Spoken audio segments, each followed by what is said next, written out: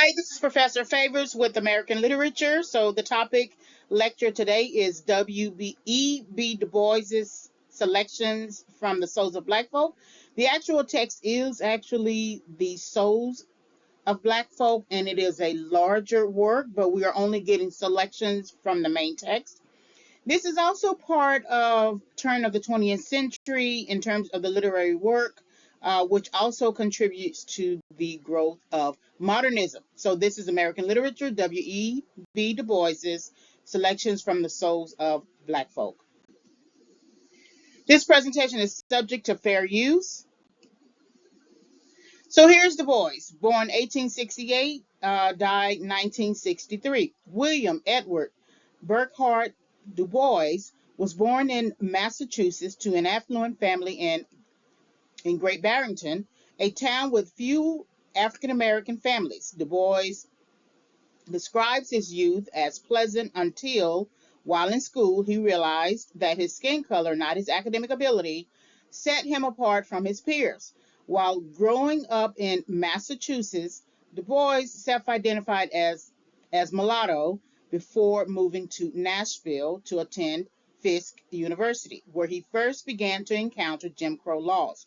After finishing his bachelor's degree at Fisk University, Du Bois began graduate study at Harvard University. In 1895, Du Bois completed his PhD, becoming the first African American to earn a PhD from Harvard University. While at Harvard, Du Bois was an academic standout. Indeed, Harvard University Press later published his dissertation as the first volume in their Harvard Historical Studies series. After completing his PhD, Du Bois went on to hold multiple teaching appointments, first at Wilberforce College, then at the University of Pennsylvania, before moving to Atlanta University, where he produced his classic work, Souls of Black Folk. In 1910, Du Bois left the academy to move to New York City, where he co-founded the National Association for the Advancement of Colored People. In his writings, Du Bois was openly critical of Washington, whom he saw as an accommodationist. Du Bois he disagreed with many of Washington's views and was especially angered by the result of Plessy v. Ferguson. By 1920, Du Bois grew frustrated with what he viewed as a lack of positive movement on racial progress. He spent the second half of his career focusing on legislative reform for national race relations, as well as turning his attention to the socio-economic conditions of African Americans in the U.S.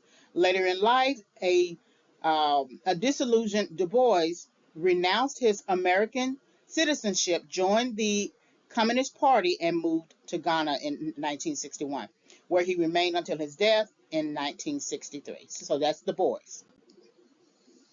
About selections from the Souls of Black Folk, there's a bit of a issue with the date.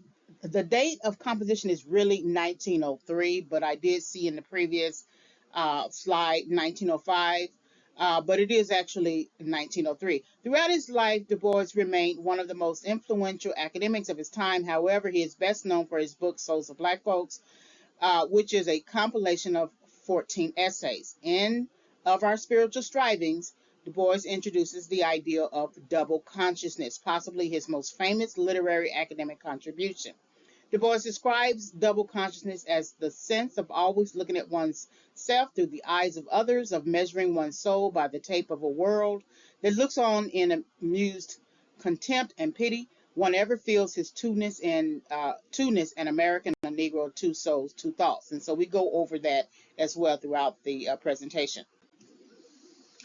So let's remind ourselves about the historical implications because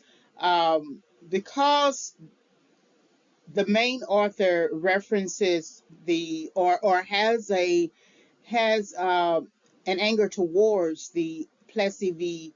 Ferguson case, we still have to bring it forward even into this presentation. So the date range is 1816 to 1954 because 1954 ends segregation, making it illegal. So 1816, American Colonization Society proposed to free slaves and send them back to Africa. That begins sort of like your pre-abolitionist movement. 1819, that's our first peacetime financial crisis in the U.S. It's the same time that Thomas Jefferson founds the University of Virginia. We have two territories becoming states, Maine and Missouri, Florida becoming a U.S. territory.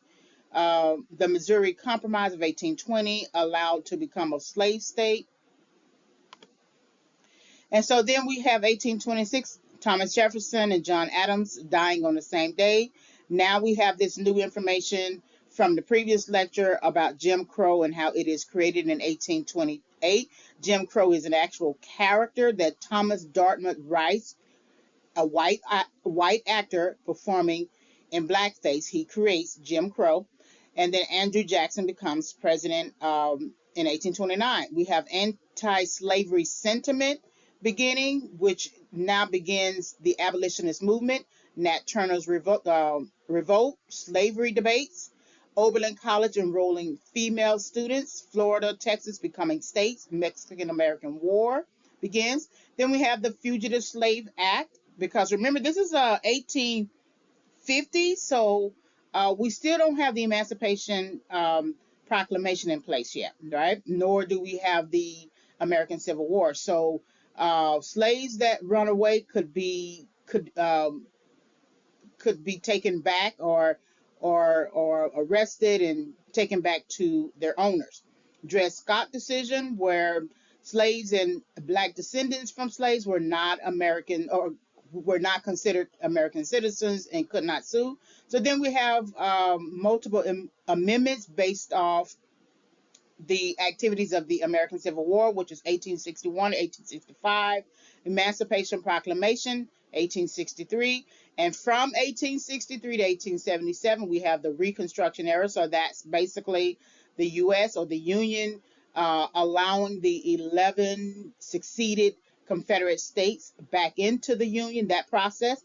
Of course, we have the assassination of President Lincoln, the 13th Amendment abolishing slavery, the 14th Amendment granting citizenship and equal protection under the law, the 15th Amendment granting black men the right to vote, exactly no racial discrimination in voting. That didn't mean that black women could vote. And then 1870 abolitionist movement technically ends here. So then we have industrial revolution, technology improvements, economic growth. And just when we are about to grow, just when we're about to move forward, we have Jim Crow laws starting.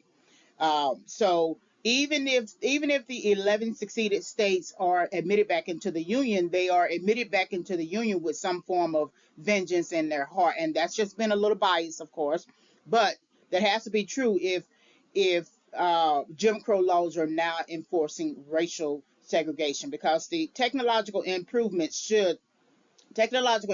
rapid economic growth, industrialization should bring us actually all together. So then 1890, the Women's Suffrage Association forms. 1890 also is during the time of the Separate Car Act, equal but separate accommodations doctrine. This brings about the Plessy v. Ferguson case, where they assess the separate but equal doctrine to determine the constitutionality of racial segregation, reviewed meaning behind 14th Amendment. So then even if sometimes the literary work doesn't always reference a particular war, Du Bois's work does. So because he does reference that war, we need to consider it. 1898, Spanish-American War.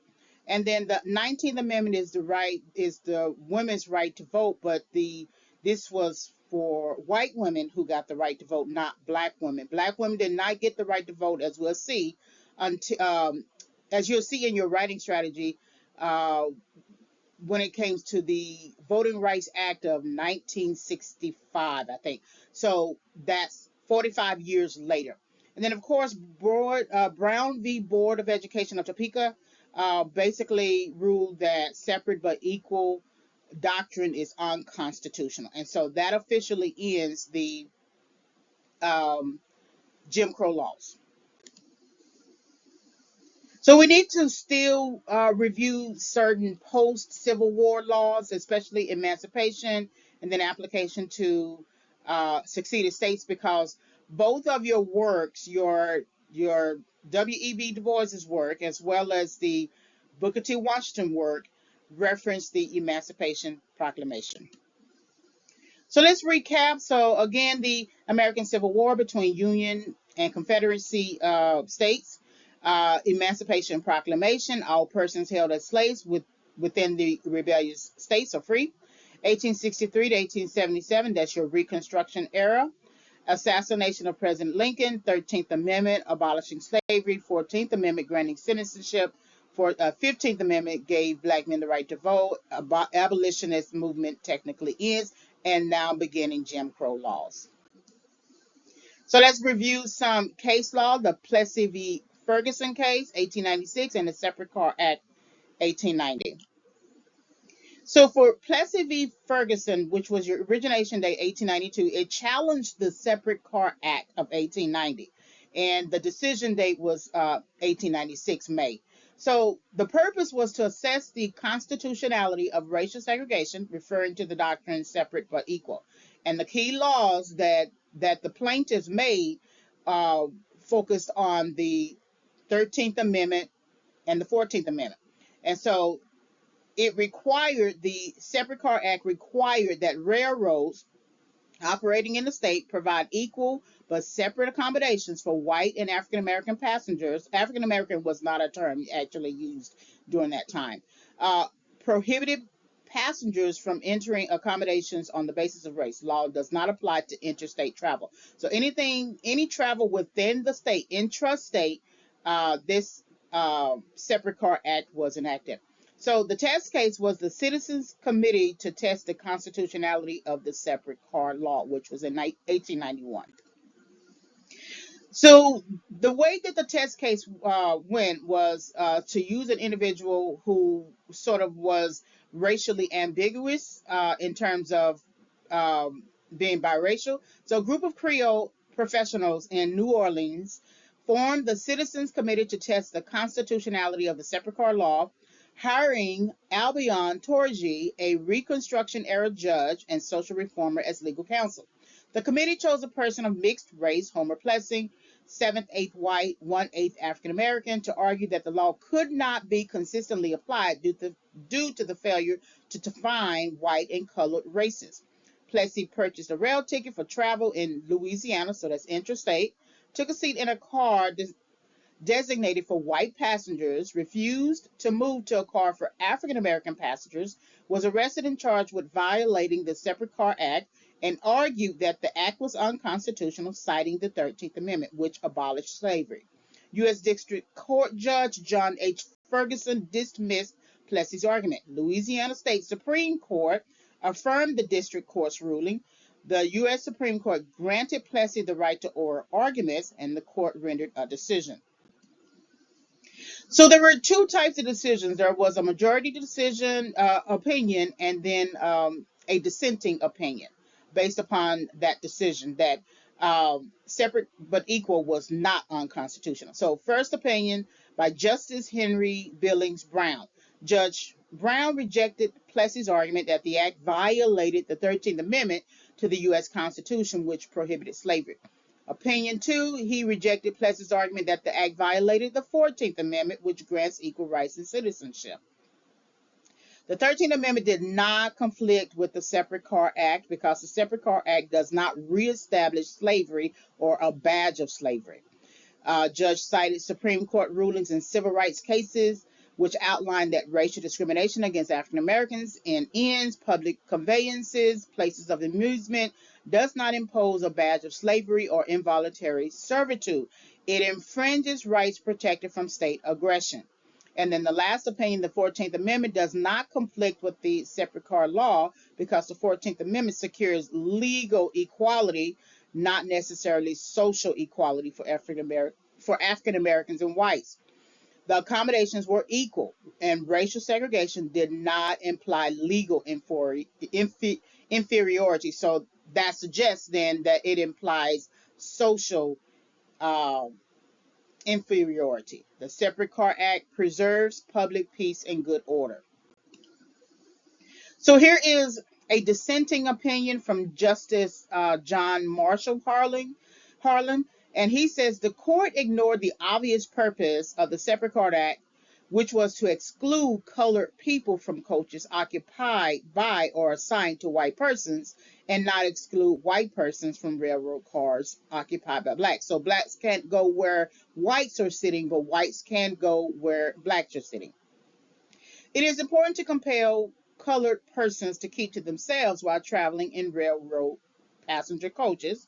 The statute interferes with the personal freedom. So here's where he's outlining what the initial presuppositions were, what the arguments were, but he's also adding a criticism, um, which reflects his dissenting opinion that the statute, the Separate Car Act, really does interfere with the personal freedom of citizens, particularly the personal liberty and freedom of movement of both African Americans and whites on the arbitrary basis of race.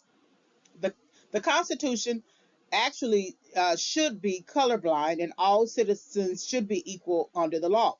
The judgment this day rendered will in time prove to be quite as pernicious as the decisions made by this tribunal in the Dred Scott case, which declared that African Americans were not entitled to rights of citizenship. So let's review Jim Crow laws again, segregation of whites and persons of color. And this is Thomas Dartmouth Rice. Remember, he's the one white man performing in blackface, and he created the Jim Crow character. So Jim Crow laws, 1877 till about 1950, which is really 1954. Jim Crow laws enforced racial segregation in the South between the end of Reconstruction and the beginning of the Civil Rights Movement. Jim Crow was the name of a minstrel routine performed in the beginning in 1828 by Thomas Dartmouth Rice to imitate African Americans in segregated life. Jim Crow law origins. So prior to the American Civil War, because slaves were perceived as inferior in status, there wasn't a need to establish laws segregating them from white people. Provided slaves recognized their subordinate place, both races could work side by side. So in other words, they missed an opportunity to make the situation between blacks and whites and former slaves, actually legal, because they relied on their idea that blacks are inferior in status. So there's really no need to create a law. Although some form of segregation existed before 1860, there was no uniform pattern to segregation. Some southern states were not unified in how they would apply segregation because there was no public education prior to the war. So some states were fully integrated. North Carolina saw former slaves and whites sit next to each other in jury pools. Texas required every train to have one car for people of color. In 1877, the Supreme Court ruled in Hall v. Decuir that states could not prohibit segregation on common carriers, such as railroads, streetcars, riverboats. The Civil Rights Acts of 1883 overturned key elements of the Civil Rights Act of 1875, sanctioning the notion separate but equal without using the term. So they're still, even though they missed the opportunity to make it a legal thing in terms of segregation, it's almost like they're trying to play a catch-up game because Reconstruction era ended in 1877. So that means they no longer they know they no longer have the sort of power that they thought they had. Even though some states, Emancipation Proclamation 1865, 1863. So you had still many people free, but there were still some southern states trying to participate um, in plantation living. So here is a solution to the problem of race relations. Louisville and New Orleans and Texas Railway v. Mississippi required segregation on intrastate carriers.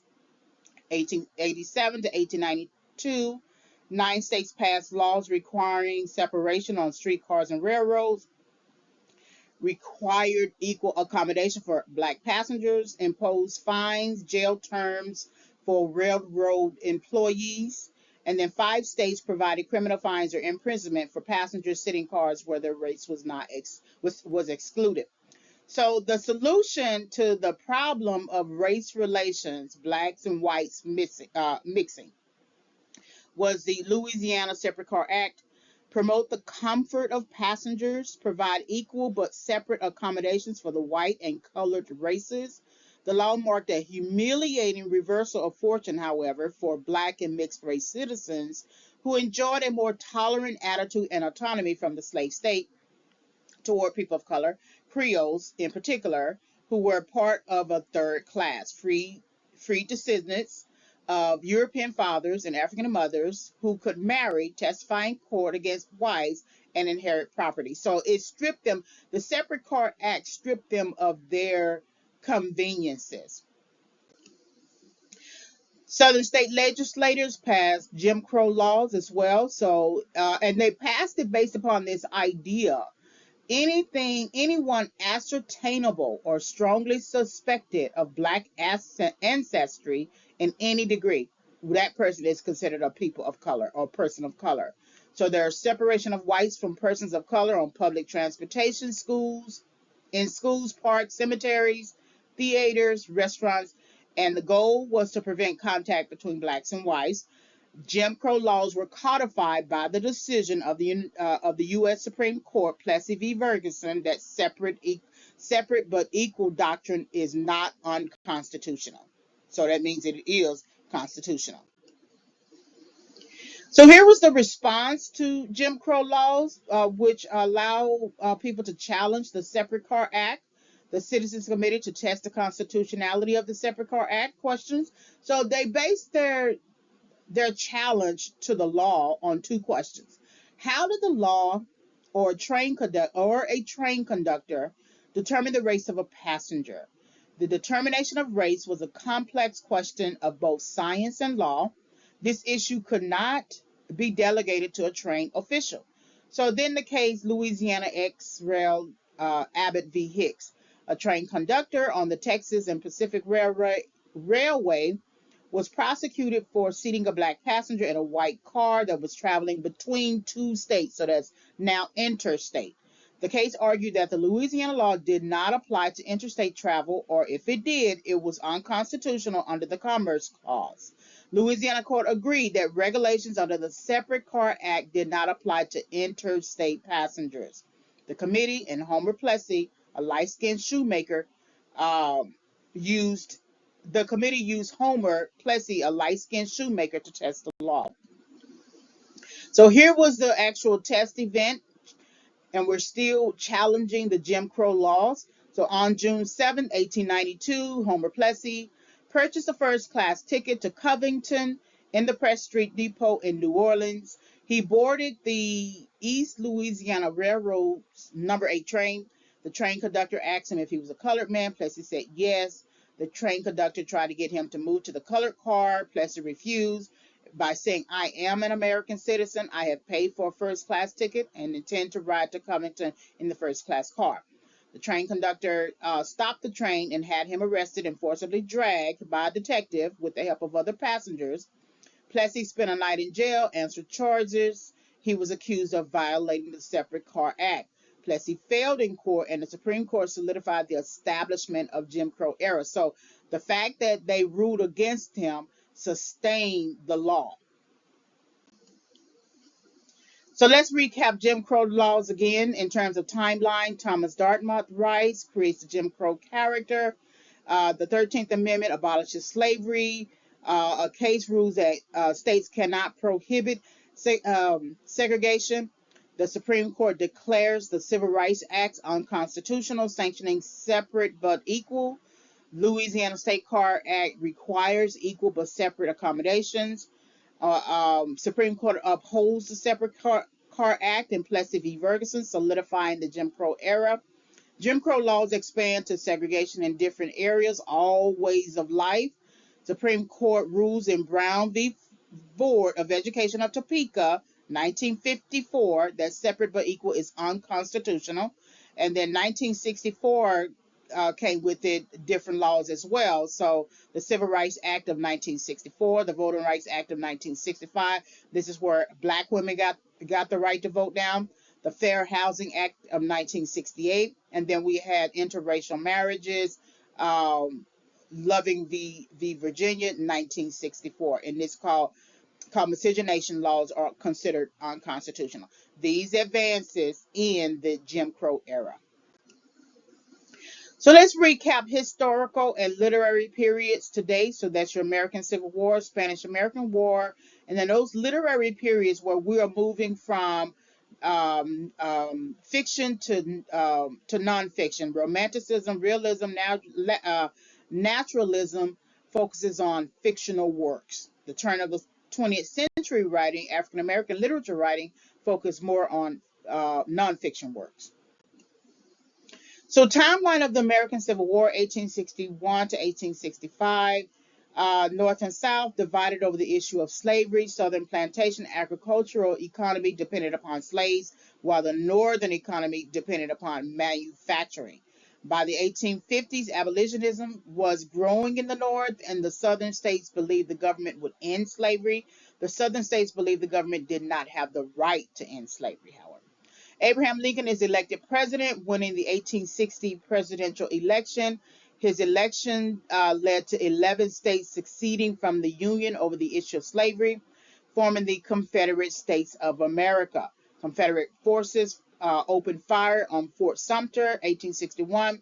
1862, Lincoln called on the seceded states to rejoin the Union or have their slaves declared free. 1863, he issued the Emancipation Proclamation. The South was devastated by war. The Union was preserved. The 13th Amendment to the Constitution was ratified, and the Reconstruction took place. So these are the events that represent the historical context before selections from the souls of Black folk. Results of the American Civil War, the Spanish American War, 1898, Cuba receiving independence, Spain ceded control of Guam, Puerto Rico to the U.S., Spain sold Philippines to the U.S. for $20 million. The U.S. ratified the treaty to end the Spanish American War. Hawaiian planters and businessmen sought annexation, but the president at that time rejected the request. On appeal, to consider Hawaii as vital to the U.S. economy, served as a strategic base to protect U.S. interests in Asia and to prevent other nations from taking over the islands. Hawaii instead became a U.S. territory. These events represent the historical context before the souls of Black folk. So let's not forget the differences in terms of literary movements. Romantic writing focuses on the fantastical. Realism writing focuses on an accurate imitation of life. So sometimes you can still, when you see Booker T. Washington autobiography, Up From Slavery, that is an accurate imitation of life, but it's not fiction. When you read of W.E.B. Du Bois, The Souls of Black Folk, it is a social scientist undertaking, but it's not fictional. Recap realism in terms of how it influenced the American Civil War. It reflects the human cost of the American Civil War.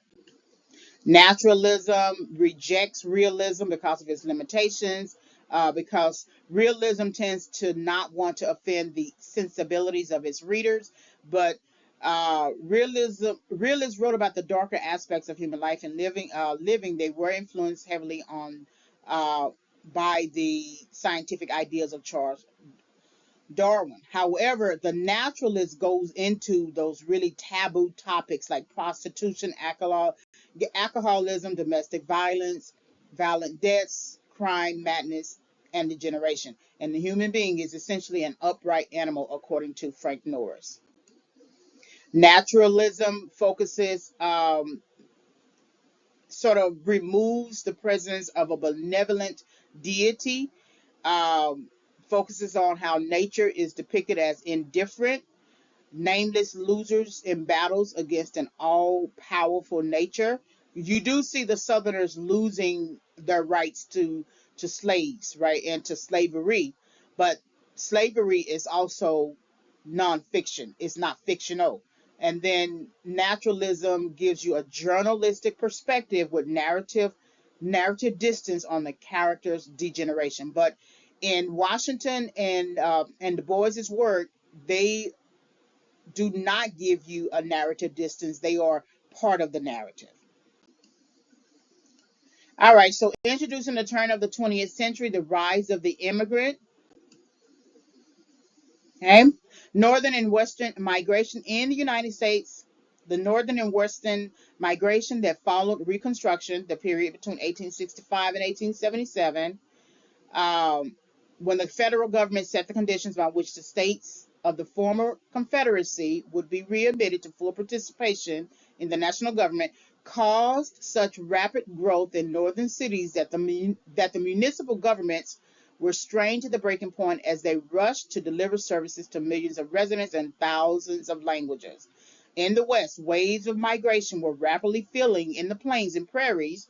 This population boom set up a clash of cultures that continues to have repercussions in contemporary politics.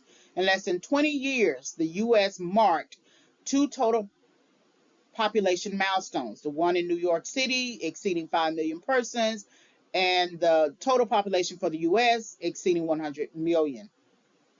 Many immigrants to the United States in this period were fleeing from the collapse of the ancient European monarchies and empires. The dawn of the 20th century witnessed the first significant crisis of American identity since the end of the Civil War, because American identity was based upon the relationship or the imbalance of power between blacks and whites.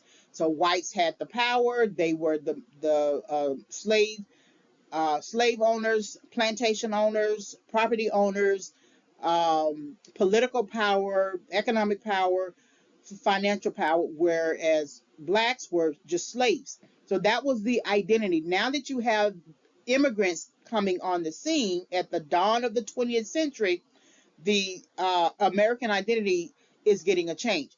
Not only is identity getting a change, it is witnessing also the rise of African American literary culture.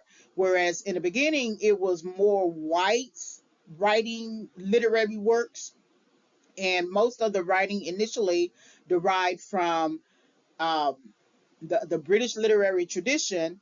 But the Civil War sort of encouraged whites to write about the war, which really created their own opportunity to be more independent from the British literary tradition. Now let's discuss selections from the Souls of Black Folks. So now that we have the historical context, and this is man's problem with self-perception compared to social perception. I did my master's thesis on the Souls of Black Folk on Du Bois, particularly using double consciousness as a universal application. So I'm very aware of Du Bois. I got my master's degree back in 2005, so I had to kind of remind myself of some of his writings. But my master's thesis was really about applying double consciousness universally and looking at the differences between self-perception and social perception. So let's look at select passages. So in the first paragraphs, Du Bois is identifying and outlining the problem. So let's read. Herein lie buried many things which if read with patience may show the strange meaning of being black, here at the dawning of the 20th century. This meaning is not without interest to you, gentle reader, for the problem of the 20th century is the problem of the color line. I pray you then receive my little book in all charity, studying my words with me, forgiving mistake and foible for sake of the faith and passion that is in me, and seeking the grain of truth hidden there. So this is the problem. He's telling you what the problem is. The problem of the color line. The color line is the color line between black and white. I have sought here to sketch in vague, uncertain outline the spiritual world in which 10,000 Americans live and strive. First, in 2 chapters, I have tried to show what emancipation meant to them and what was its aftermath. In the 3rd chapter, I have pointed out to the slow rise of personal leadership and criticized candidly the leader who bears the chief burden of his race today. Then in 2 other chapters, I have sketched in swift outline 2 worlds within and without the veil, and thus have come to the central problem of training men for life. Venturing now into deeper detail, I have in 2 chapters studied the struggles of the mass millions of the black peasantry, and in another have sought to make clear the present relations of the sons of master and man. Leaving then the white world, I have stepped within the veil, raising it that you may view faintly its deeper recesses, the meaning of its religion, the passion of its human sorrow, and the struggle of its greater souls. So now he's identified the problem, which is the problem of the color line, what goes on between 2 sets of people, or 2 groups of people, 2 demographics of people who have to go back and forth against the color line. But then he outlines what he plans to do, how he's going to outline this particular problem based upon the perception of emancipation, or the 2 worlds that within or without the veil, or the struggles of the mass millions, and then what happens when you step within the veil. So this is identifying and outlining the problem. He presents a rhetorical question and is based upon his own experiences, of course. But the rhetorical question is, how does it feel to be a problem? And this is when he realizes that the perception of black men, or the perception of black people, or the perception of former slaves are perceived as a problem. So to the real question, how does it feel to be a problem? I answer seldom a word. In a wee wooden schoolhouse, something put into the boys and girls' heads to buy gorgeous visiting cards, 10 cents a package, in exchange. The exchange was merry till one girl, a tall newcomer, refused my card, refused it peremptorily with a glance. Then it dawned on me with a certain suddenness that I was different from the others, or like mayhap in heart and life and longing, but shut out from their world by a vast veil. I had thereafter no desire to tear down that veil, to to creep through. I held all beyond it in common contempt, and lived above it in a region of blue sky and great wandering shadows. So is if you put if you say, for instance, you make this just a room of all white people, just white kids playing together, exchanging cards, there wouldn't necessarily be a racial discrimination situation in that case, but you can get the same effect of someone snatching a card out of your hand and you feeling different from everyone else. And usually when it's one race, say for instance the white race, and you have that happen, it's a class situation over a race situation. That sky was bluest when I could beat my mates at examination time, or beat them at a foot race, or even beat their stringy heads. Alas, with the years of all this fine contempt began to fade, for the words I longed for and all their dazzling opportunities were theirs, not mine. But they should not keep these prizes. I said some, all I would wrest from them. Just how I would do it, I could never decide. By reading law, by healing the sick, by telling the wonderful tales that swam in my head some way. Why did God make me an outcast and a stranger in my own house? So even though the person is a citizen in America or in the United States, he is considered an outcast in his own house, in his own citizenship. So how does it feel to be a problem? So he creates a solution for us to understand what that means, and um, frames it using the concept of double consciousness. He did not necessarily originate the term. This term was used much earlier by Henry James, but not in the form of double consciousness. It was another type of term. But he's the one, I believe, who applied it in a racial context. So after the Egyptian and Indian, the Greek and Roman, the Teuton and Mongolian, the Negro is sort of a seventh son born with a veil, gifted with second sight in this American world, a world which yields him no true self consciousness, but only lets him see himself through the revelation of the other world. So, no self perception, social perception is all that matters. It is a peculiar sensation, this double consciousness, this sense of always looking at oneself through the eyes of others, of measuring one's soul by the tape of a world that looks on in amused contempt and pity. One ever feels his two-ness, an American, a Negro, two souls, two thoughts, two unreconciled strivings, two warring ideals, and one dark body whose dogged strength alone keeps it from being torn asunder. And so now he is defining uh, the term double consciousness. And then he's now providing the history that supports that concept. The history of the American Negro is the history of this strife, this longing to attain self-conscious manhood, to merge his double self into a better and truer self. In this merging, he wishes neither of the older selves to be lost. He would not Africanize America, for America has too much to teach the world in Africa. He would not bleach his Negro soul in a flood of white Americanism, for he knows that Negro blood has a message for the world.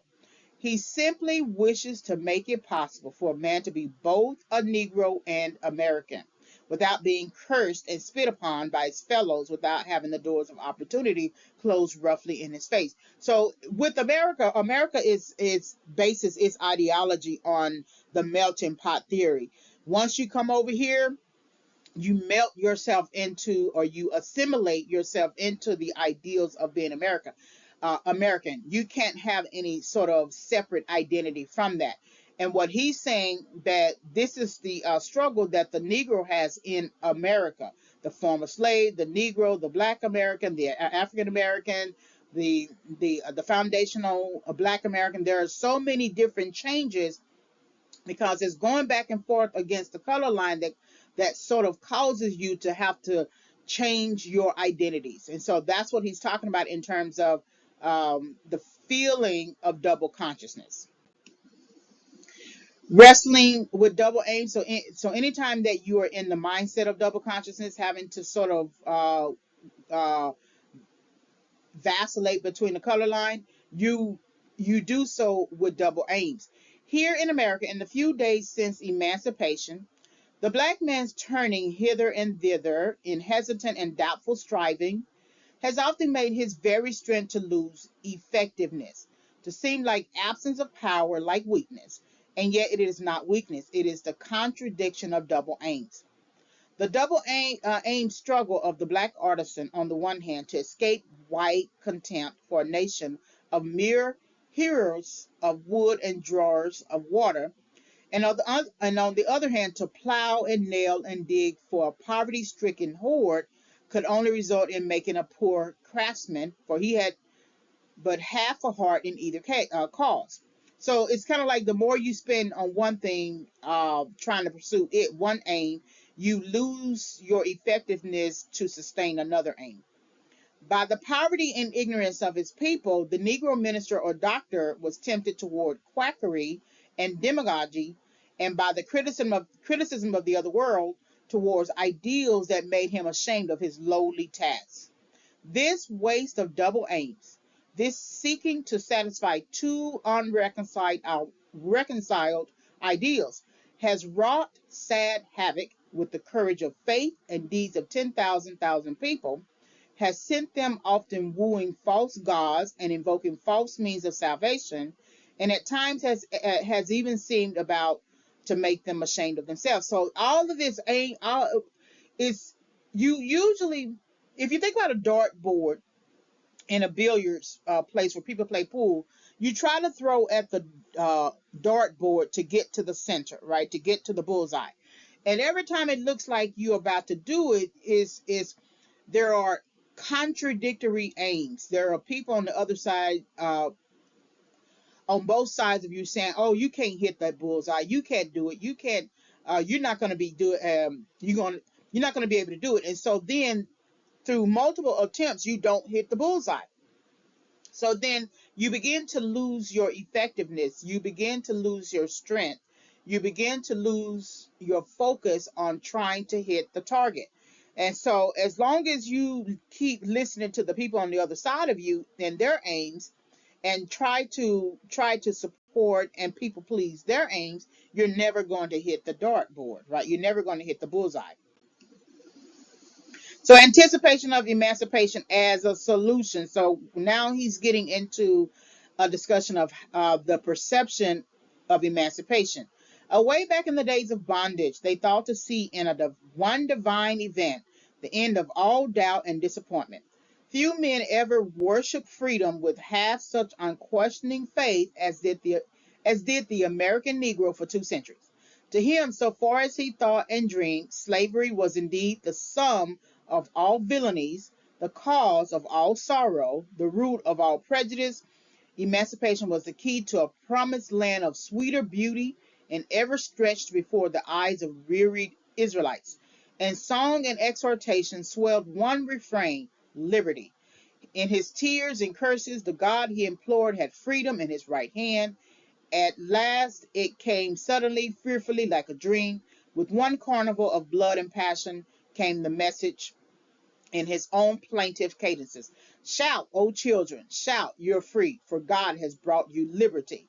So it's the people waiting for the Emancipation Proclamation that you see in Booker T. Washington's work, where they're all waiting for the man to come with a letter that basically suggests that all of you slaves are now former slaves are free. So he's calling this idea of emancipation as one divine event, as if that's going to solve all the problems of the American Negro. So then once you have emancipation, you have the problem of freedom. Years have passed away since then, 10, 20, 40 years of national life, 40 years of renewal and development, and yet the swarthy specter sits in an accustomed seat at the nation's feast. In vain do we cry to this our vastest social problem. Take any shape but that, and my firm nerves shall never tremble. The nation has not yet found peace from its sins. The freedman has not yet found in freedom his promised land.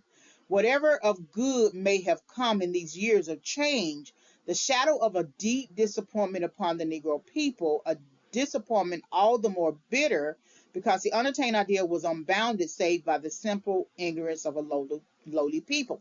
The first decade was merely a prolongation of the vain search for freedom, the boom that seemed ever barely to elude their grasp, like a tantalizing will o' the wisp, maddening and misleading the headless host. The Holocaust of war, the terrors of the Ku Klux Klan, and the lies of carpetbaggers, the disorganization of industry, and the contradictory advice of friends and foes left the bewildered serf with no new watchword beyond the old cry of freedom. So it's almost like a cycle. It's almost like this problem of search of freedom has now become a cycle where that's all you search for. It's kind of like the people who go out and protest. They keep protesting for the exact same situation, but every generation, every season of life, that same situation keeps coming back around. So then you end up being in the equivalent of a hamster's wheel. So there was no new watchword beyond the old cry of freedom, meaning that we're still living in the past using the same types of tactics and strategies and keywords that may not necessarily work in the present. So then liberty as the solution to the problem of freedom. So we're moving out of emancipation to freedom to liberty, um, and we're still in the same boat. So as the time flew, however, he began to grasp a new idea, the ideal of liberty, demanded for its attainment powerful means, and these the 15th Amendment gave him. The ballot, which before he had looked upon as a visible sign of freedom, he now regarded as a chief means of gaining and perfecting the liberty with which war had partially endowed him. And why not? Had not votes made war and emancipated millions? Had not votes enfranchised the freedmen? Was anything impossible to a power that had done all this? A million black men started with renewed zeal to vote themselves into the kingdom. So it's moving again, it's moving out of emancipation, out of freedom, out of liberty to now vote or enfranchisement. Okay. Slowly but steadily in the following years, a new vision began gradually to replace the dream of political power. A powerful movement, the rise of another ideal to guide the unguided, another pillar of fire by night after a clouded day. It was the ideal of book learning, the curiosity born of compulsory ignorance to know and test the power of the Kabbalistic letters of the white men, the longing to know. Here, at least, seemed to have been discovered the mountain path to Canaan, longer than the highway of emancipation and law, steep and rugged, but straight, leading to heights high enough to overlook life. So we are now moving into voting as a form of liberty, and to sustain liberty, we now need to get into to book learning, and that's going to resolve the problem of freedom or staying in the cycle of pursuing freedom. We have two strategies that we are considering. So now we're going to resolve our double consciousness as well through book learning. We want to move out of double consciousness into self-consciousness. So book learning changed the child of emancipation to the youth with dawning self-consciousness, self-realization, self-respect. He began to have a dim feeling that to attain his place in the world, he must be himself and not another.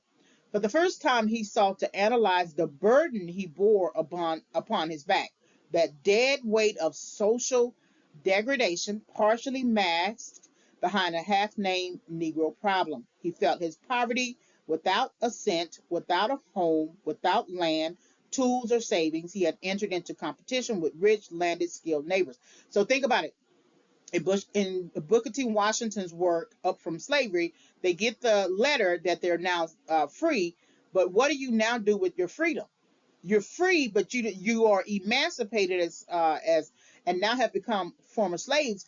But all you know is the plantation. All you know is the master slave relationship. You don't know how to sort of help pull yourself out of so social degradation, pull yourself out of poverty, with a home, with land, with tools, with savings, with competition. So the more that you engage in book learning, it's going to help you to understand your self-consciousness and resolve the double consciousness. To be a poor man is hard, but to be a poor race in a land of dollars is the very bottom of hardships. He felt the weight of his ignorance, not simply of letters, but of life, of business, of the humanities. The accumulated sloth and shirking and awkwardness of decades and centuries shackled his hands and feet.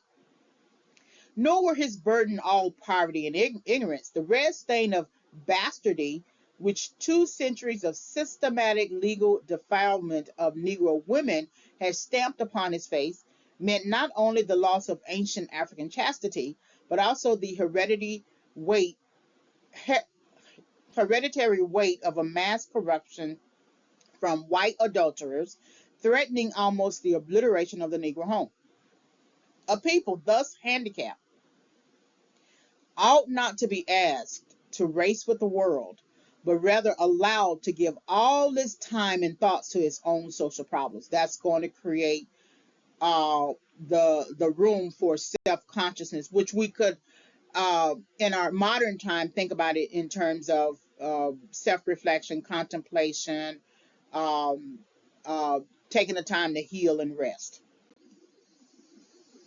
The social problem with book learning. So now that we are understanding that that's what we need to pursue instead of just a cry of freedom repeatedly, but liberty through book learning and voting, we got perspectives. We got the social problem. Remember that the Separate Car Act was did not say that blacks were illegally inferior, but said that but read that they were socially inferior. So now that we have blacks or Negroes, former slaves, wanting to pursue voting, wanting to pursue liberty, wanting to pursue other forms of freedom, we get people, white people across the color line saying you shouldn't do this.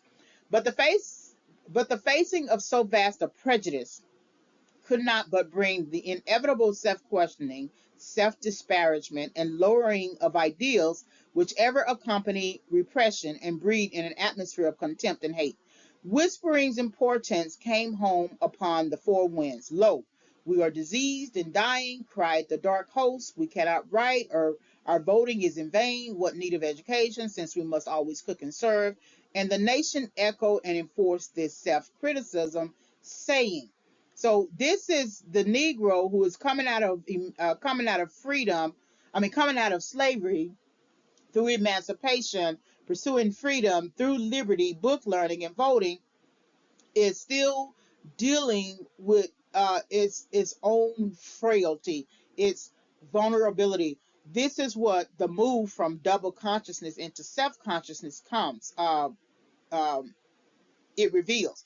The more you begin to think about your condition, the more you realize just how vulnerable you really are. But that's your that's your self criticism. That's your self perception. The social perception is now going to validate what you sort of believe about yourself while you are going through a transition. This doesn't mean that you hate yourself. This doesn't mean that you don't believe you can do it. It's just that it's going to be a task. So the social perception is now saying, well, be content to be servants and nothing more. What need of higher culture for half men? Away with the black man's ballot, by force or fraud, and behold the suicide of a race.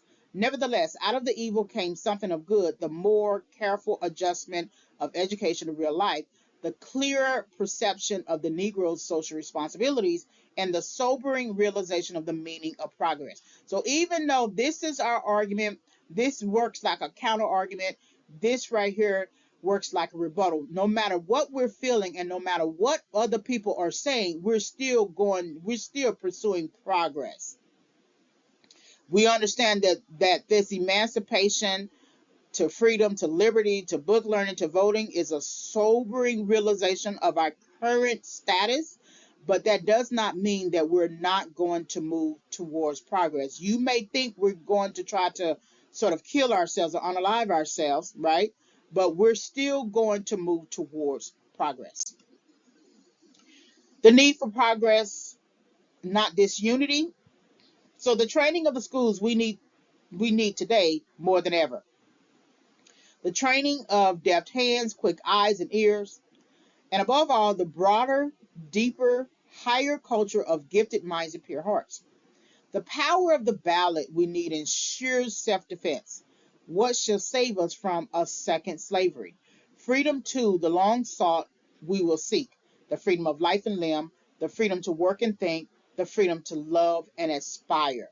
So we have now defined, instead of living by the word freedom and running in circles, we are now defining the types of freedoms that we're going to enjoy, which includes life and limb. That means we have rights to our own body.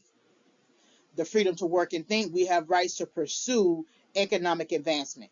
And the freedom to love and aspire, we have rights to pursue love, work, culture, liberty, All these we need, not singly, but together, not successively, but together, each growing and aiding each, and all striving toward that vaster idea that swims before the Negro people. The idea of human brotherhood, gained through the unifying ideal of race. The idea of fostering and developing the traits and talents of the Negro, not in opposition to or contempt for other races, but rather in large conformity to the greater ideals of the American Republic, in order that someday on American soil, two world races may give each to each those characteristics both so sadly lack. In other words, um, Du Bois is telling the world, the white man, the black man, that this should be us trying to unify under the idea of race and not be pitted against each other under different races. That we are part of the American Republic.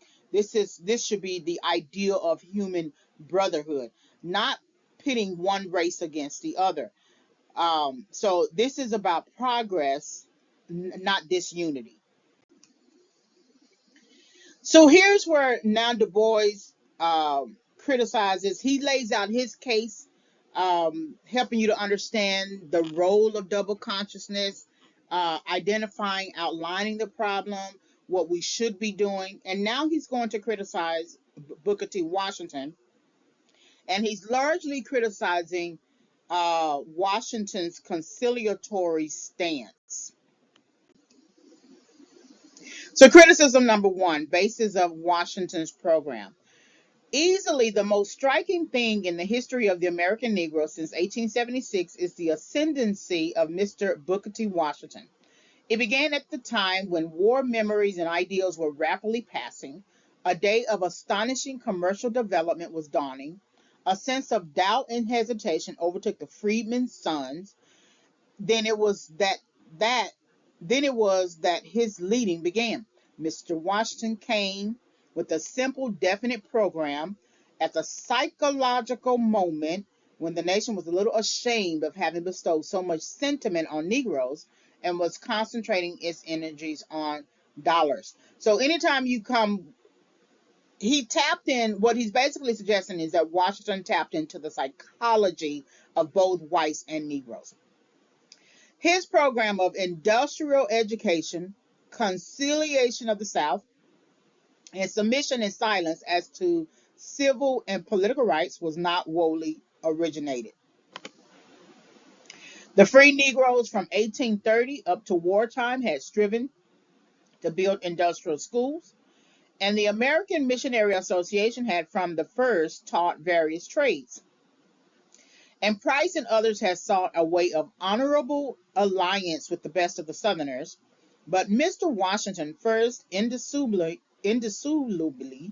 linked these things. He put enthusiasm, unlimited energy, and perfect faith into his program and changed it from a bypath into a veritable way of life. And the tale of the methods by which he did this is a fascinating study of human life. So it's almost like he's saying that Booker T. Washington's strategies were not necessarily original. They did not originate with him. There were already people in different areas of the country who were doing similar things. He sort of praises Washington on the strategy of linking these things together. So the Free Negroes, the American Missionary Association, building industrial schools, that he brought all of those two to three or more things together to make it a way of life. So that's what he's praising him on. He's praising him on this idea that he did have a pretty good strategy of bringing them together, but that doesn't necessarily mean that these strategies originated with him. But that's the basis of his Washington's program, that that Du Bois has a problem with the industrial education aspect of it, because it's Du Bois who encourages higher education, conciliation of the South. Don't be so almost apologetic, or basically suggests that blacks are not bitter towards whites because of slavery, whereas um, it's Du Bois who hates the Plessy v. Ferguson case, and then submission and silence as to the civil and political rights is Du Bois who says we need to push for voting rights as a form of liberty. It is Washington who suggests we don't need to be concerned about that right now. We need to get ourselves together or pull ourselves up by our bootstraps economically and financially. We need to focus on this educating our men so that we can be um, economically stable. All right, criticism number 2, Washington's plan to gain Southern sympathy. This is something that he has a problem with, um, something that Du Bois has a problem with. So to gain the sympathy and cooperation of the various elements comprising the white South was Mr. Washington's first task. And this, at the time of Tuskegee was founded, seemed for a black man well nigh impossible. And yet, 10 years later, it was done in the words spoken at Atlanta. In all things purely social, we can be as separate as the five fingers and yet as one in all things essential to mutual progress. So Washington wants to gain the Southerners' sympathy so that we can progress moving together versus moving apart from each other, as indicated in your five fingers. As a metaphor. This Atlanta Compromise is by all odds the most notable thing in Mr. Washington's career. The South interpreted it in different ways. The radicals received it as a complete surrender of the demand for civil and political equality. The conservatives as a generously conceived working basis for mutual understanding. So both approved it, and today its author is certainly the most distinguished Southerner since Jefferson Davis, and the one with the largest personal following. So because it's Du Bois who suggests that because Washington wanted to sort of gain the sympathy of Southerners, which really translates in today's term people please, um, and and it's Du Bois who says that because of his actions and because of his need to gain Southern sympathy, by default, he is surrendering the demand for civil and political equality. So what Du Bois is criticizing about Washington is that Washington is telling blacks through the Atlanta Compromise, don't worry about, we're not bitter towards you whites for slavery, and we're not really concerned too much about the civil and political equality just yet. We're not going to pursue that. We're going to pursue economic advancement. Okay, and so then now that he's suggesting to white Southerners, Washington is suggesting to white Southerners that you don't have anything to worry about in terms of us trying to pursue any voting rights. He has gained a mutual understanding. He has gained a personal following. Many people like him more now because he surrendered that ideal. And so this is criticism from Du Bois about Washington's strategy to not be more concerned about civil and political equality. Criticism number 3, so Washington's strategy to gain Northern place in society. So next to this achievement comes Mr. Washington's work in gaining place and consideration in the North. Others, less shrewd and tactful, had formerly essayed to sit on these two stools and had fallen between them. But as Mr. Washington knew the heart of the South from birth and training, so by singular insight he intuitively grasped the spirit of the age which was dominating the North. And so thoroughly did he learn the speech and thought of triumphant commercialism and the ideals of material prosperity that the picture of a lone black boy poring over French grammar amid the weeds and dirt of a neglected home soon seemed to him the acme of absurdities. One wonders what Socrates and St. Francis of Assisi would say to this. So what Du Bois is suggesting through Washington's conciliatory approach, that he's focused more on the commercialism aspect of life as a way of life, and not on the reading and book learning. He's not concerned more on the intellectual aspect of Black life, or what should be considered the intellectual aspect of life.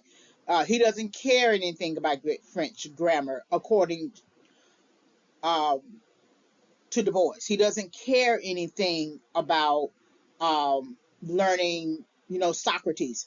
This is something that Du Bois likes because he pushes for higher education, whereas Washington pushes for industrial education. And yet, this very singleness of vision and thorough oneness with his age is a mark of the successful man. That more people like him more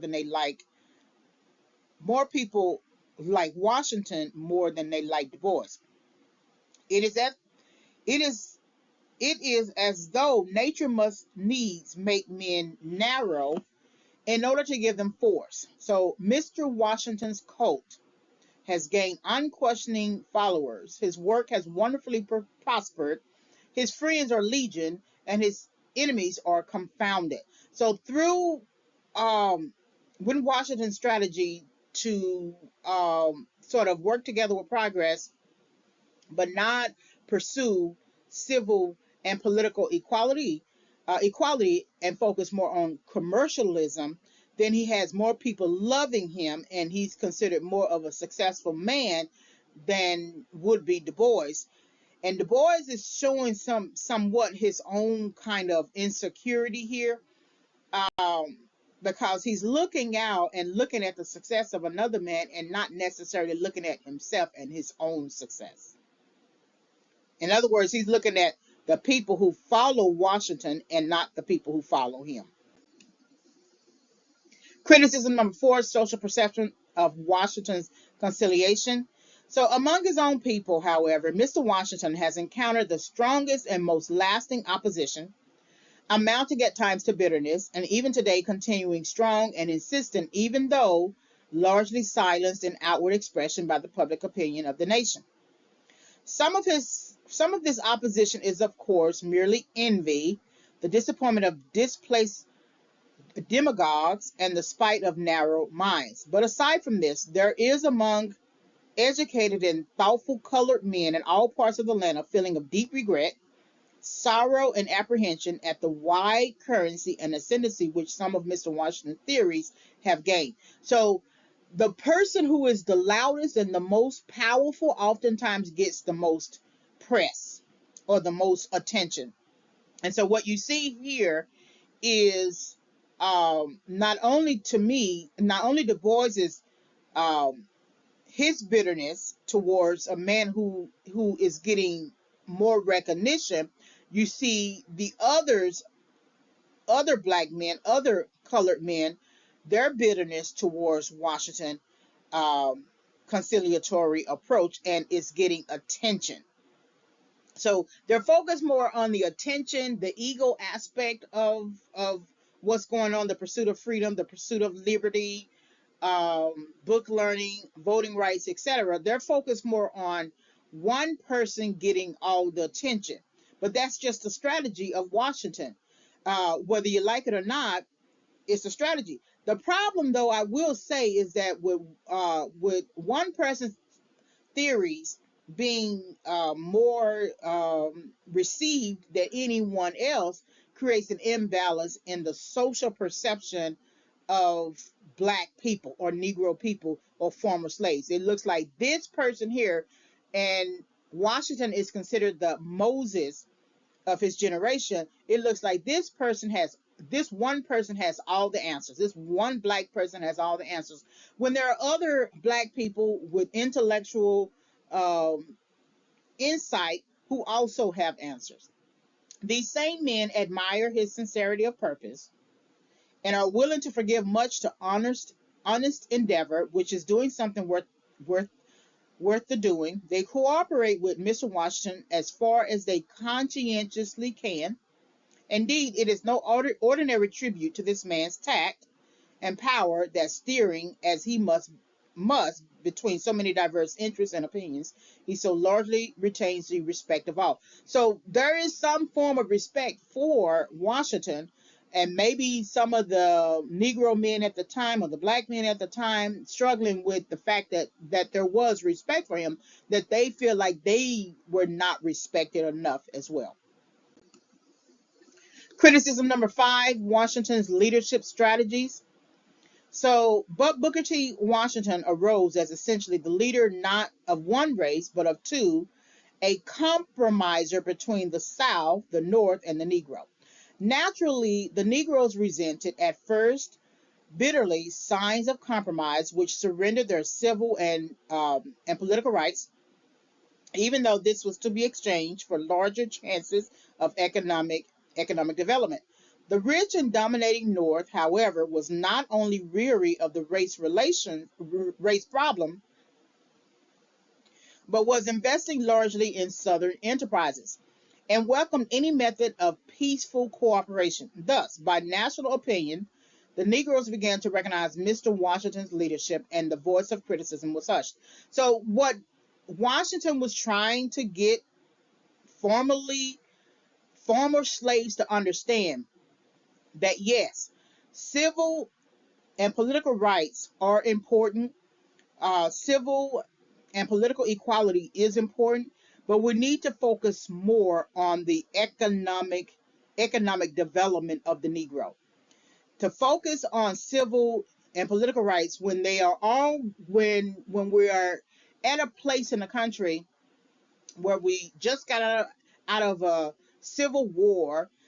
The southern states are mad that they have to give up their slaves. We have the Emancipation Proclamation. You have too much anger going on at the time. The more we focus on our own economic development, meaning that we now have to take possession of ourselves.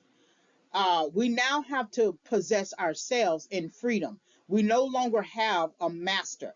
So therefore, we need to focus on how to try to bring ourselves up economically. We don't need to focus on this. So the more, even though black people at that time were mad at him for compromising, um, eventually they got the understanding of what he was trying to go after, his leadership, what he's trying to do, and so the voices of criticism were hushed. Mr. Washington Mr. Washington represents in Negro thought the old attitude of adjustment and submission. So we still have a criticism, but adjusting at such a peculiar time as to make his program unique.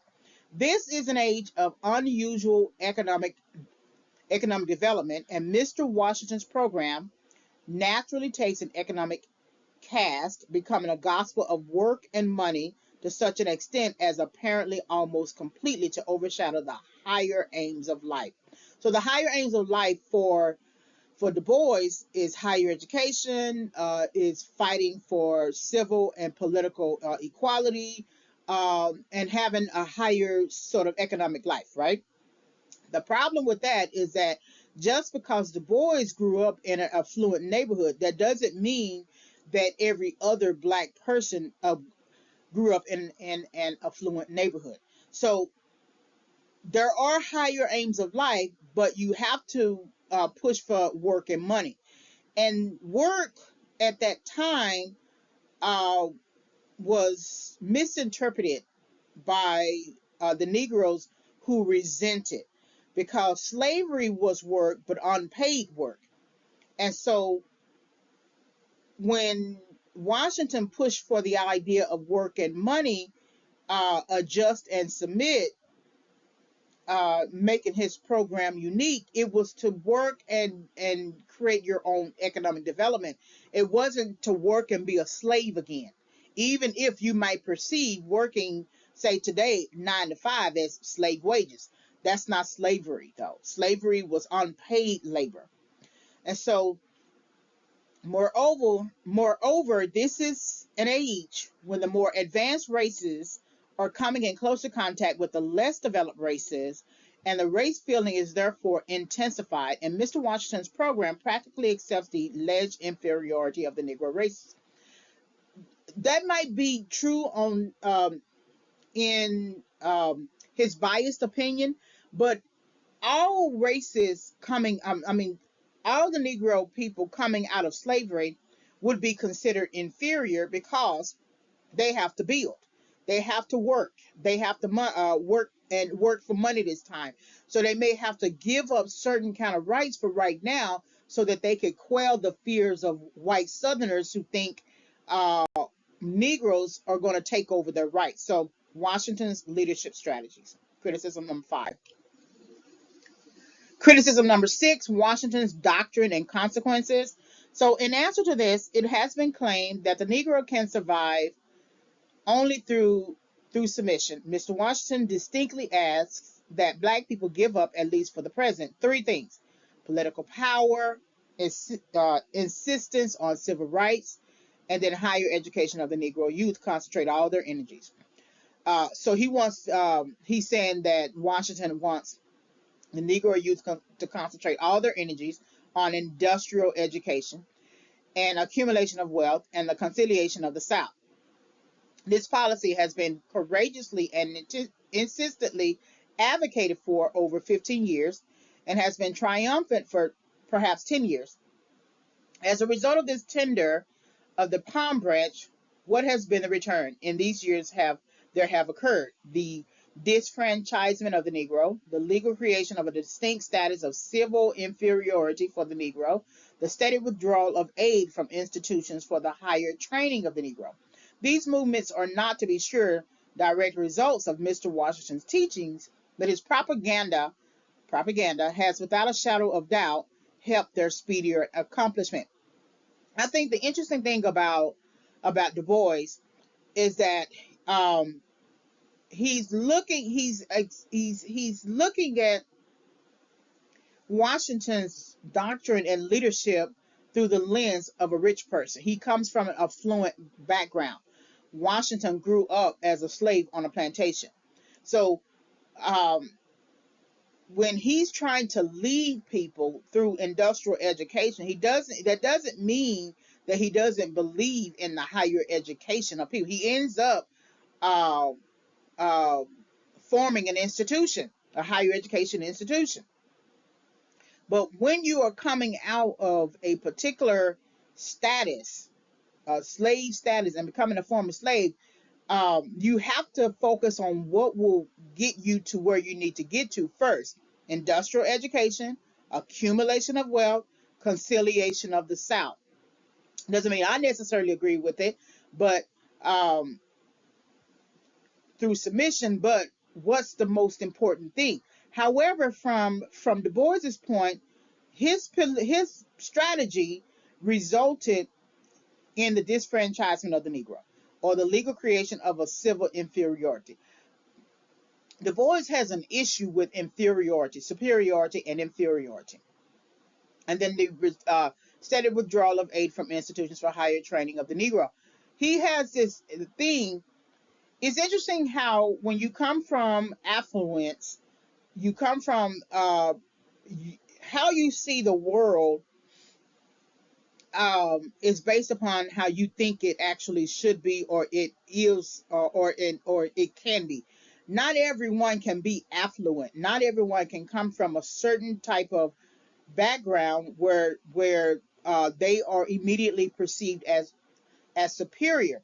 And so I think Du Bois is having a superiority to inferiority conversation with Washington through his writing. Criticism number 7, Washington's paradox. So is it possible and probable that 9 millions of men can make effective progress in economic lines if they are deprived of political rights, made a servile caste, and allowed only the most meager chance for developing their exceptional men? If history and reason give any distinct answer to these questions, It is emphatic. It is an emphatic no. And Mr. Washington thus faces the triple paradox of his career.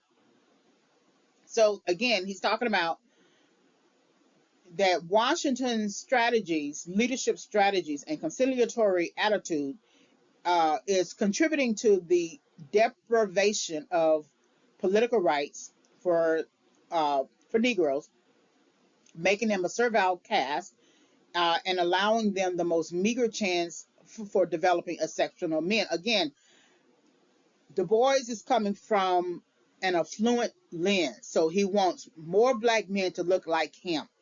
That's not going to always be the case. You can be an exceptional person through industrial education as well.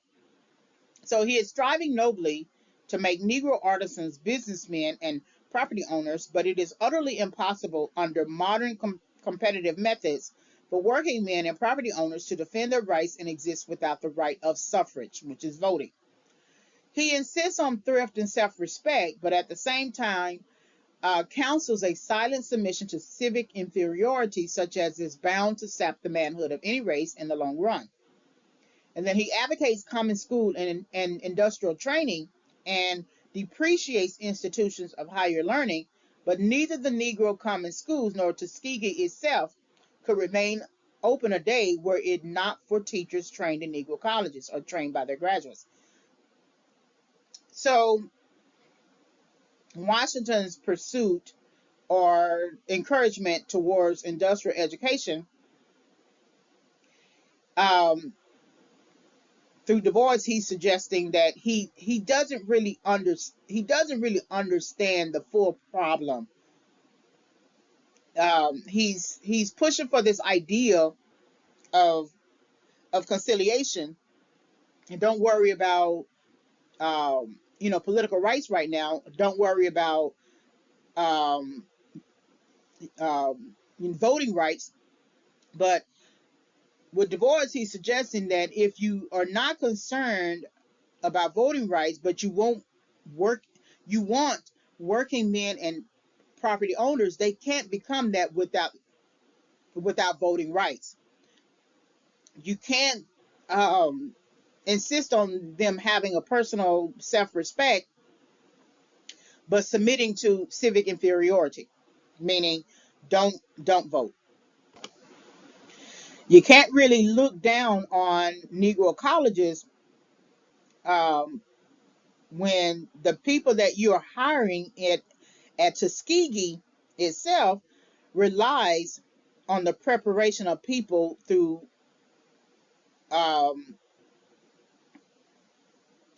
in higher education, advocating common school and industrial training, but you get those people who teach at their colleges coming from higher education institutions. So what I believe Du Bois is suggesting here in terms of his paradox is that Washington doesn't fully understand the problem, the whole problem. He hasn't really thought it fully out, and so there are many more dynamics to the issue that he hasn't really considered. Criticism number 8: voting is necessary. So they do not expect that the free right to vote, to enjoy civil rights, and to be educated will come in a moment. They do not expect to see the bias and prejudices of years disappear at the blast of a trumpet. But they are absolutely certain that the way for people to gain their reasonable rights is not by voluntarily throwing them away and insisting that they do not want them. That the way for people to gain respect is not by continually belittling and ridiculing themselves. That, on the contrary, Negroes must insist continually, in season and out of season, that voting is necessary to modern manhood, that color discrimination is barbarism, and that black boys need education as well as white boys. So I do agree with Du Bois here. I also agree with Washington that economic development should take a higher priority, because even if you have voting rights, if you don't own property, or if you don't have, or if you can't take care of yourself as a grown person, that's going to affect anything you do. So voting rights can come before or after, but I do believe that what what Du Bois is suggesting here, that education, that black boys need education as well as white boys. Whether or not voting is necessary, to me, just really depends on the situation at that time. Criticism number nine: oppose industrial slavery. So it is wrong to encourage a man or people in evil doing. It is wrong to aid and abet a national crime simply because it is unpopular not to do so. The growing spirit of kindliness and reconciliation between the North and South after the frightful difference of a generation ago ought to be a source of deep congratulation to all, and especially to those whose mistreatment caused the war. But if that reconciliation is to be marked by the industrial slavery and civic death of those same black men with permanent legislation into a position of inferiority, then those black men, if they are really men, are called upon by every consideration of patriotism and loyalty to oppose such a course by all civilized methods, even though such opposition involves disagreement with Mr. Booker T. Washington. Again, he's thinking about it in terms of the superiority inferiority imbalance. And so what Du Bois wants is free, wants higher education, but he also wants voting rights for all black men. And so he's looking at this idea of industrial slavery as a return to chattel slavery, but they're not the same. Industrial slavery, you work and you get paid. Chattel slavery, you work and you do not get paid. We have no right. We have no right to sit silently while the inevitable seeds are sown for a harvest of disaster to our children, black and white. So then he proffers some solutions uh, that go against Washington's strategy. Solution number one: judge the South. First, it is the duty of black men to judge the South discriminately.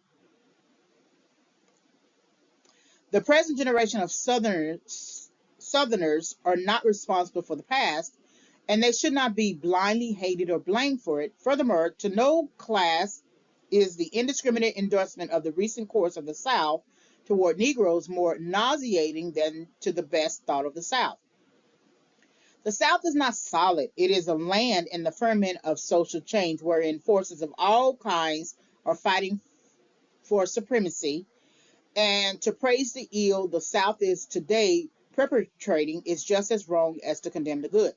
Discriminating and broad-minded criticism is what the South needs. Needs it for the sake of her own white sons and daughters, and for the insurance of robust health, mental, and moral development.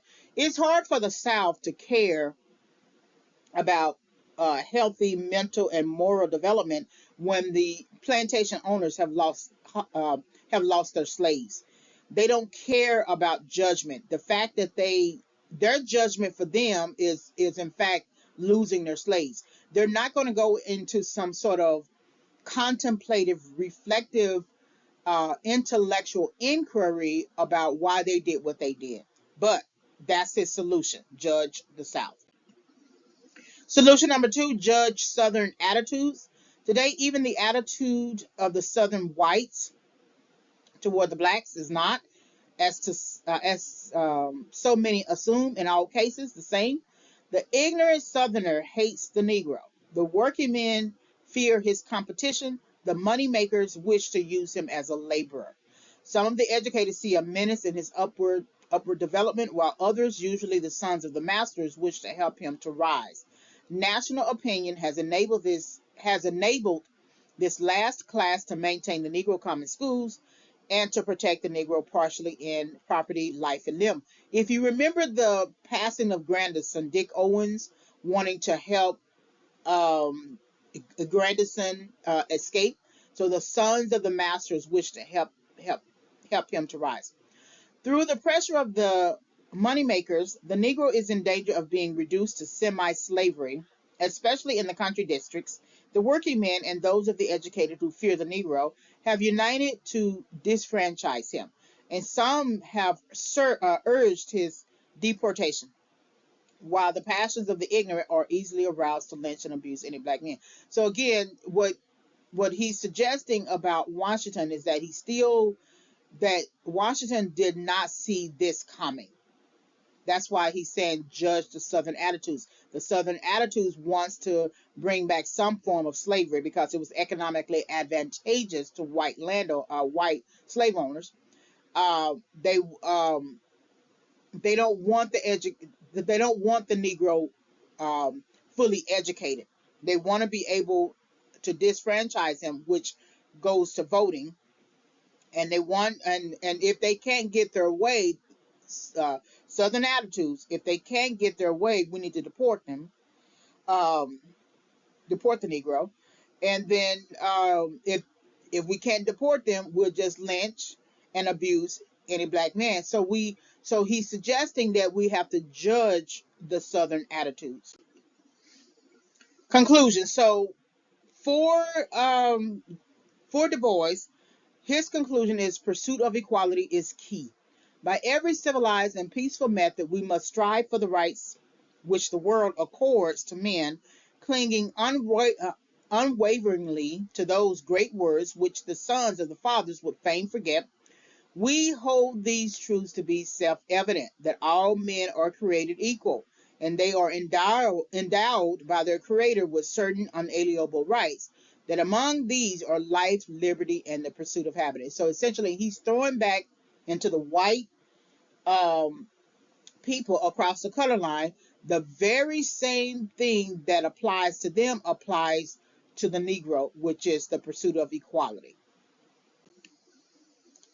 All right, so these are the works. You can find information about the 20th century, W.E.B. Du Bois's selections from the Souls of Black Folk, the Britannical entry for Plessy v. Ferguson, the Separate Car Act, Jim Crow laws, as well as the timeline, Emancipation Proclamation, and then the Britannical entry for causes and effects of the American Civil War. Again, don't forget Realism, Naturalism, Spanish American War, Glossary of Literary Terms, and then Point of View. These are W.E.B. Du Bois's resources. So we have the Britannica entry for Du Bois. He was an American sociologist and social reformer. The Hutchins Center for African and African American Research at Harvard University. And then the Harvard and the Legacy of Slavery report here. And then W.E.B. Du Bois's uh, bibliography, which you can find on the Stanford Encyclopedia of Philosophy website. All right, so this is the end of the presentation. Thank you very much for listening.